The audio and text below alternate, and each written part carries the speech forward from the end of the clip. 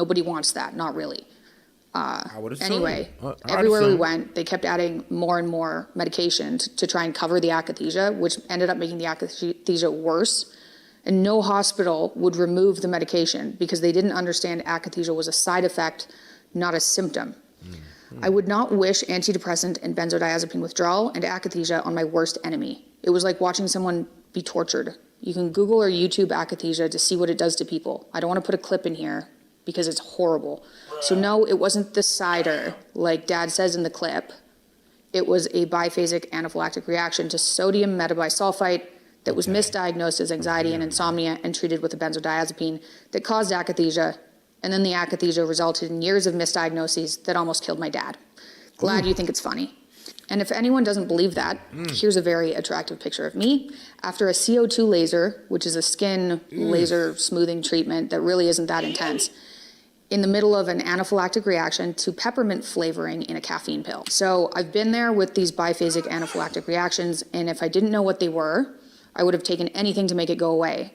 So I do not fault my dad at all for going to a doctor after like 12 days of thinking he was going to die because he couldn't breathe very well and saying, give me something to make this stop, and taking the medication they prescribed him. If you feel like you're going to die for like 10 days, anybody would go to a doctor. The autoimmunity that runs in my family for whatever reason has made our bodies incredibly sensitive to food, the environment, chemicals.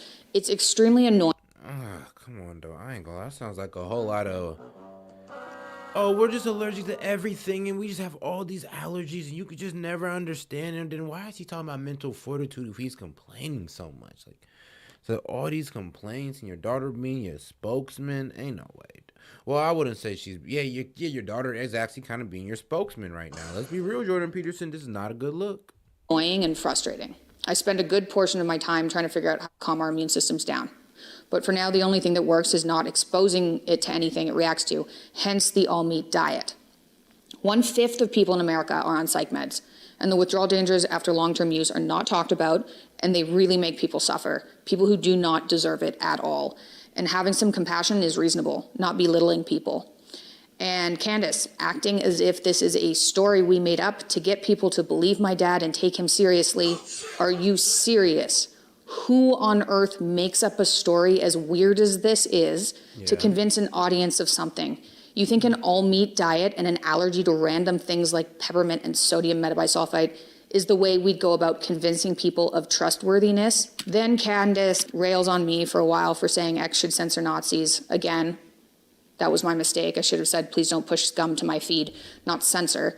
But got a little fired up after I got spammed And once again, sweetheart, that's what you're looking at. That's why it's feeding it to you. with thousands and thousands of anti-Semitic comments, photos of Andrew Tate, pics of my dad with the giant nose, and comments about my divorce.